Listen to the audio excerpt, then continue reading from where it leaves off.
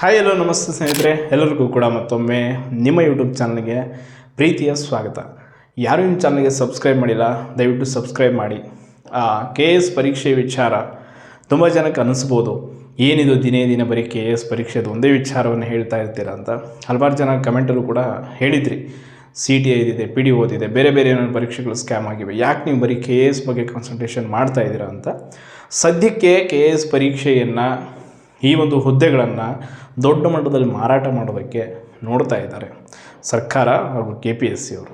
So ಈ ವಿಷಯವನ್ನು and ಈಗ ಆಗಿರುವಂಥ ಅನ್ಯಾಯವನ್ನು, ಪ್ರಶ್ನೆ ಪತ್ರಿಕೆಯಲ್ಲಿ ಅವರು ಮಾಡಿರ್ತಕ್ಕಂಥ ತಪ್ಪಿನಿಂದ ಕನ್ನಡ ಮಾಧ್ಯಮದ ಅಭ್ಯರ್ಥಿಗಳಿಗಾಗಿರುವಂಥ ಅನ್ಯಾಯವನ್ನು ಸರಿಪಡಿಸೋದಕ್ಕೆ ಹೋರಾಟ ಅನ್ನೋದು ಒಂದು ದೊಡ್ಡ ಮಟ್ಟದಲ್ಲಿ ನಡೀತಾ ಇದೆ. ಸೊ ಆ ಕಾರಣಕ್ಕಾಗಿ ನಾವು KS ಪರೀಕ್ಷೆಯ ಬಗ್ಗೆ ಹೆಚ್ಚು ಗಮನವನ್ನು ಹರಿಸುವಂತಾಗಿದೆ. ಇಷ್ಟನ್ನು ಹೊರತುಪಡಿಸಿ ನಾವು ಬೇರೆ ಏನೋ ವಿಚಾರಕ್ಕೆ ಈ ವಿಷಯವನ್ನು ಪದೇ ಪದೇ ಮೆನ್ಷನ್ ಮಾಡುವಂಥದ್ದು ಏನಿಲ್ಲ. ಆ್ಯಂಡ್ ನಾಳೆ ಏನೆಲ್ಲ ವಿಷಯ ಇದೆ ಅನ್ನೋದು ನಿಮಗೆ ಗೊತ್ತಿದೆ. ಒಂದು, ಫ್ರೀಡಮ್ ಪಾರ್ಕಲ್ಲಿ ಕರ್ನಾಟಕ ರಕ್ಷಣಾ ವೇದಿಕೆ ನೇತೃತ್ವದಲ್ಲಿ ಬೃಹತ್ ಪ್ರತಿಭಟನೆ ಇದೆ. ಇನ್ನೊಂದು KATಯಲ್ಲಿ ನಮ್ಮ ಶ್ರೀಕೃಷ್ಣ ಆಗಿರ್ಬೋದು ಮತ್ತು ಪವಿತ್ರ ಅವರು ಏನು ಅರ್ಜಿದಾರರಾಗಿ ಅರ್ಜಿಯನ್ನು ಹಾಕಿದ್ದಾರೆ, KATಯಲ್ಲಿ ನಡೀತಿರುವಂಥ ಒಂದು ಕೇಸ್ ಏನಿದೆ ಪ್ರಕರಣ, ಈ ಒಂದು ಮರುಪರೀಕ್ಷೆ ಕುರಿತಂತಾಗಿ ಅದರ ಒಂದು ಕೊನೆಯ ವಿಚಾರಣೆ ನಾಳೆ ಇದೆ. ಸೊ ಅದರ ಜೊತೆ ಇನ್ನೊಂದು ಮುಖ್ಯವಾದಂಥದ್ದು, ಸದನದಲ್ಲಿ ಮಾನ್ಯ ಮುಖ್ಯಮಂತ್ರಿಗಳಿಂದ ಈ ಒಂದು ಪರೀಕ್ಷೆಗೆ ಸಂಬಂಧಪಟ್ಟಾಗಿ ಒಂದು ಉತ್ತರವನ್ನು ನಿರೀಕ್ಷಿಸಬಹುದು. ಇವತ್ತು ಬೆಳಗ್ಗೆ ಪತ್ರಿಕೆಯಲ್ಲಿ ಒಂದು ವಿಚಾರವನ್ನು ತುಂಬ ಜನ ಗಮನಿಸಿರ್ತೀರ. ಮರುಪರೀಕ್ಷೆಗೆ ಸಂಬಂಧಪಟ್ಟಾಗಿ ಅಥವಾ ಮರು ಅಧಿಸೂಚನೆಗೆ ಸಂಬಂಧಪಟ್ಟಾಗಿ ಯಾವುದೇ ನಿರ್ಧಾರ ಇಲ್ಲ ಅಂತ CM ಅವರು ಹೇಳಿದ್ದಾರೆ ಅಂತ ಒಂದು ಪತ್ರಿಕೆ ವಿವರಣೆ ಬಂದಿತ್ತು. ಅದು ಈ ಹಿಂದಿನ ಅವರ ಒಂದು ಏನು ಉತ್ತರ ಇತ್ತಲ್ಲ ಸದನದ್ದು, ಅದರ ವಿಚಾರ. ಬಟ್ ಅದಾದಮೇಲೆ ತುಂಬ ಪ್ರೆಷರ್ ಕ್ರಿಯೇಟ್ ಆಯಿತು. ಮತ್ತು ವಿರೋಧ ಪಕ್ಷದಿಂದ ತುಂಬಾ ಒತ್ತಡ ಇದೆ. ಆಡಳಿತದ ಪಕ್ಷದ ಸಚಿವರುಗಳು ಕೂಡ ಇದಕ್ಕೆ ಬೆಂಬಲ ಕೊಟ್ಟಿದ್ದಾರೆ. ಸೊ ಆ ವಿಷಯದಿಂದ ಏನಾದರೂ ನಾಳೆ ಪಾಸಿಟಿವ್ ಆದಂಥ ರೆಸ್ಪಾನ್ಸನ್ನು ನಿರೀಕ್ಷೆ ಮಾಡಬಹುದಾ ಅನ್ನೋ ಒಂದು ವಿಚಾರ ಇದೆ. ಬಟ್ ಈ ಸರ್ಕಾರ ಎಷ್ಟು ಮಟ್ಟಿಗೆ ಬಂಡತನದಿಂದ ಕೂಡಿದೆ ಅನ್ನೋದು ನಾವು ನೋಡಿದ್ದೀವಿ ಆಲ್ರೆಡಿ. ಇಷ್ಟೆಲ್ಲ ಹೋರಾಟ ಆಗಿ ಇಷ್ಟೆಲ್ಲ ಆದರೂ ಕೂಡ ಇನ್ನೂ ಏನೂ ಅವರು ರಿಪ್ಲೈ ಕೊಟ್ಟಿಲ್ಲ. ಇದರ ಜೊತೆಗೆ ಇನ್ನೊಂದು ಮುಖ್ಯವಾದದ್ದು, ಇವತ್ತೊಂದು ನಾನು ಚಾನಲಲ್ಲಿ ವಿಡಿಯೋ ಅಪ್ಲೋಡ್ ಮಾಡಿದ್ದೆ. ಹೈಕೋರ್ಟ್ನ ವಕೀಲರು ಯಾವ ರೀತಿಯಾಗಿ KPSC ವಿಚಾರಕ್ಕೆ ತರಾಟೆ ತೆಗೆದುಕೊಂಡ್ರು ಅಂತ. ಎಷ್ಟು ಇದ್ರ ಬಗ್ಗೆ ನ್ಯಾಯಾಧೀಶರಿಗೂ ಕೂಡ ಅರಿವಿರುತ್ತೆ. ಈ KPSC ಮಾಡೋ ಕೆಲಸ ಬರೀ ಅಭ್ಯರ್ಥಿಗಳಿಗೆ ಅಷ್ಟೇ ಅಲ್ಲ, ಇಡೀ ನ್ಯಾಯಾಧೀಶರು, ವ್ಯವಸ್ಥೆ ಎಲ್ರಿಗೂ ಕೂಡ ಗೊತ್ತಿದೆ. ಬಟ್ ಎಲ್ಲರೂ ಈ ಬಗ್ಗೆ ಹೇಳ್ತಾರೆ.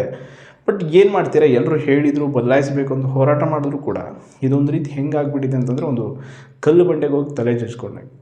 ಎಷ್ಟೇ ಆದರೂ ಕೂಡ, ಎಷ್ಟೇ ವರ್ಷ ಕಳೆದರೂ ಕೂಡ KPSCಯ ಭ್ರಷ್ಟಾಚಾರವನ್ನು ನಿಲ್ಲಿಸೋದಕ್ಕೆ ಎಷ್ಟು ಜನ ಪ್ರಯತ್ನ ಪಟ್ಟರು ಕೂಡ ಒಬ್ಬರಾದ ಮೇಲೆ ಒಬ್ಬರು ಅಧ್ಯಕ್ಷರು ಬರ್ತಾರೆ, ಒಬ್ಬರಾದ ಮೇಲೆ ಒಬ್ಬರು KPSC ಮೆಂಬರ್ಸ್ ಬರ್ತಾರೆ. ಅವರೆಲ್ಲರೂ ಕೂಡ ಅದೇ ದಾರಿ ಹಿಡಿದಿರ್ತಾರೆ.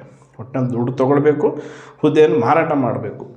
ಈ ರೀತಿ ವ್ಯವಸ್ಥೆಯಲ್ಲೇ ಲೋಪ ಇದ್ದಾಗ ಅದನ್ನು ಹೆಂಗೆ ಸರಿಪಡಿಸ್ಬೇಕು? ಎಷ್ಟೇ ತಿದ್ದುಪಡಿ ಮಾಡಿ, ನೀವು ಎಷ್ಟೇ ಮರುಪರೀಕ್ಷೆ ಮಾಡಿ, ಅಲ್ಲಿರೋ ಅಧಿಕಾರಿಗಳು, ಅಲ್ಲಿರ್ತಕ್ಕಂಥ ಎಂಪ್ಲಾಯೀಸು, ಸದಸ್ಯರು, ಅಧ್ಯಕ್ಷರು ಎಲ್ಲರೂ ಭ್ರಷ್ಟಾಚಾರದಿಂದನೇ ಕೂಡಿರಬೇಕಾದ್ರೆ, ಭ್ರಷ್ಟ ವ್ಯವಸ್ಥೆಯಿಂದನೇ ಕೂಡಿರಬೇಕಾದ್ರೆ ಅದು ಹೆಂಗಲ್ಲಿ ಬದಲಾವಣೆಯನ್ನು ಅತಿ ಶೀಘ್ರದಲ್ಲಿ ನಾವು ನಿರೀಕ್ಷೆ ಮಾಡೋದಕ್ಕಾಗುತ್ತೆ?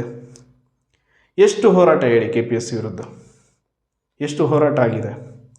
ಇದನ್ನು ಬಿಟ್ಬಿಡಿ. ಈಗ ಸದ್ಯಕ್ಕೆ ನಮ್ಮ ಅಖಿಲ ಕರ್ನಾಟಕ ವಿದ್ಯಾರ್ಥಿ ಸಂಘಟನೆಯಿಂದ ನಡೀತಿರೋದು ಬಿಡಿ. ಹಿಂದಿನ ದಿನಗಳಲ್ಲಿ ಎಷ್ಟೆಲ್ಲ ಹೋರಾಟ ಆಯಿತು. ಹೋರಾಟ ಮಾಡಿದವರೆಲ್ಲ ಇವತ್ತು ಎಲ್ಲಿದ್ದಾರೆ? ಅವರಲ್ಲೇ ಒಳ್ಳೊಳ್ಳೆ ಪಕ್ಷದಲ್ಲಿ ಒಳ್ಳೆ ಸ್ಥಾನಮಾನಕ್ಕೆ ಹೋಗಿಬಿಟ್ಟಿದ್ದಾರೆ. ಅವರು ಅದನ್ನು ಅಲ್ಲಿಗೆ ನಿಲ್ಲಿಸಿಬಿಟ್ರು. ಮತ್ತೆ ಅದ್ರ ಬಗ್ಗೆ ಯಾವುದೇ ಧ್ವನಿಯನ್ನು ತಿಳಿಲ್ಲ. ಅವ್ರಿಗೊಂದು ಫೇಮ್ ಬೇಕಿತ್ತು, ಅದನ್ನು ಪಡ್ಕೊಂಡು ಹೋಗ್ಬಿಟ್ರು. ಹಾಗೆಲ್ಲರೂ ಕೂಡ ಮಾಡ್ತಾರಾ ಅನ್ನೋದು ಒಂದು ವಿಚಾರ ವಿದ್ಯಾರ್ಥಿಗಳಲ್ಲಿದೆ. ಅದು ಕೂಡ ಎಷ್ಟೋ ಜನ ಹೋರಾಟಕ್ಕೆ ಸಪೋರ್ಟ್ ಮಾಡದೇ ಇಲ್ಲದರೋಕ್ಕೆ ಕಾರಣ, ಯಾರೋ ಒಂದು ಪೊಲಿಟಿಕಲ್ ಗೇನ್ ಮಾಡ್ಕೊಳ್ತಾರೆ. ಯಾವ ಉದ್ದೇಶವೂ ಅಂಥದ್ದು ಯಾರಿಗೂ ಇಲ್ಲ. ಪೊಲಿಟಿಕಲ್ ಗೇನ್ ಬೇಕಿದ್ರೆ ನೇರವಾಗಿ ಪಾಲಿಟಿಕ್ಸ್ಗೆ ಹೋಗೋರಿದ್ದಾರೆ. ಯಾಕೆ ಈ ವಿಷಯವನ್ನು ಮುನ್ನೆಲೆಗೆ ತೆಗೆದುಕೊಂಡು ಬಂದು ಹೋರಾಟ ಮಾಡ್ತಾರೆ? ಎಲ್ಲದಕ್ಕಿಂತ ಹೆಚ್ಚಾಗಿ ಜನರಿಗೆ ಮೋಸ ಮಾಡ್ಬೋದು, ಆ ಕ್ಷಣಕ್ಕೆ ಮೋಸ ಮಾಡ್ಬೋದು. ಬಟ್ ಮೇಲೊಬ್ಬ ದೇವರು ಅನ್ನೋನಿದ್ದಾನೆ. ಅವ್ರು ಮಾಡಿರೋ ಕರ್ಮ ಅನ್ನೋದಿದೆಯಲ್ಲ, ಅದು ಒಂದಲ್ಲ ದಿನ ಅವರ ವೈಯಕ್ತಿಕ ಬದುಕಿನಲ್ಲಿ ಅವ್ರಿಗೆ ಪಾಠ ಕಲಿಸುತ್ತೆ. ಅದಂತೂ ಸತ್ಯ. ಈ ವಿಷಯವನ್ನಾದರೂ ನಾವು ನಂಬಬೇಕಾಗುತ್ತೆ. ಆದರೂ ಕೂಡ ಈ ಬಾರಿಯ ಒಂದು ಏನಿದೆ ಹೋರಾಟ, ನಾಳೆ ಫ್ರೀಡಮ್ ಪಾರ್ಕಲ್ಲಿ ನಡೆಯುತ್ತಿರೋದು ಖಂಡಿತವಾಗಿ ಯಶಸ್ವಿ ಆಗಬೇಕು ಅನ್ನೋದು ಕೂಡ ನಮ್ಮ ಒಂದು ಅನಿಸಿಕೆ. ಇದರ ಜೊತೆ KATಯಲ್ಲೂ ಕೂಡ ಒಂದು ಸಕಾರಾತ್ಮಕ ಸ್ಪಂದನೆ ನಮಗೆ ಸಿಗಲಿ ಅಂತ ಕಾಯ್ತಾ ಇದ್ದಾರೆ ಎಲ್ಲ ಆಸ್ಪಿರೆಂಟ್ಸ್ಗಳು. ದಯವಿಟ್ಟು ನೀವು ಕೂಡ ನಮಗೆ ಸಪೋರ್ಟ್ ಮಾಡಿ. ದಯವಿಟ್ಟು ನಿಮ್ಮ ಒಂದಿಷ್ಟು ಏನಿದೆ ಸಮಯವನ್ನು ಮೀಸಲಿಟ್ಟು ನಮ್ಮ ವಿಡಿಯೋಸ್ಗಳ ಮೂಲಕ ಏನು ಮಾಹಿತಿ ಅದನ್ನ ಶೇರ್ ಮಾಡಿ ಹಂಚ್ಕೊಳ್ಳಿ. ಆ್ಯಂಡ್ ಬೆಂಬಲವಾಗಿ ನಿಂತ್ಕೊಳ್ಳಿ. ನಮಗೆ ಇನ್ನಷ್ಟು ಪ್ರೋತ್ಸಾಹ ಸಿಗುತ್ತೆ ಈ ವಿಷಯದ ಬಗ್ಗೆ ಬೆಂಬಲ ಕೊಡೋದಕ್ಕೆ ಅಂತ ಹೇಳ್ತಾ ಧನ್ಯವಾದಗಳು.